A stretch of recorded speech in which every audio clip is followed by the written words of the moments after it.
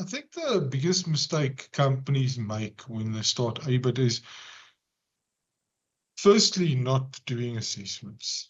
I mean, you can't start a project off by not doing assessments. If you don't know what the problem is, how will you address the problem, or from what point do you address the problem? That's one. I'll also add not doing awareness and not telling your employees or giving them the opportunity to decide what they want to do and giving them all the information. If you yourself try and talk to your employees about training, you won't get the same result as when you have someone independent from the company coming to talk to your employees about ABIT or learnerships or adult matric, because you are not the one delivering that, and it's better for you to have someone independent to come and do that, and as well as gauge the commitment from the learners. And I'll say lastly, one of the biggest issues that clients have is thinking that the problem doesn't exist in their company.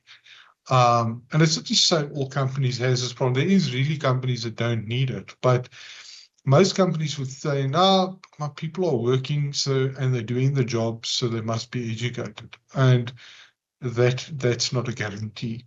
People learn to cope, and people learn to hide problems efficiently, and to cope with the help of other people, like a supervisor, co-workers, or whatever the case may be.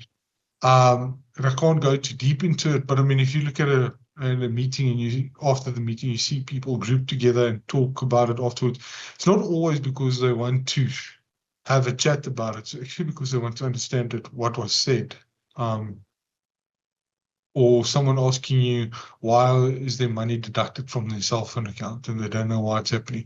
It's because they made a decision that they didn't understand.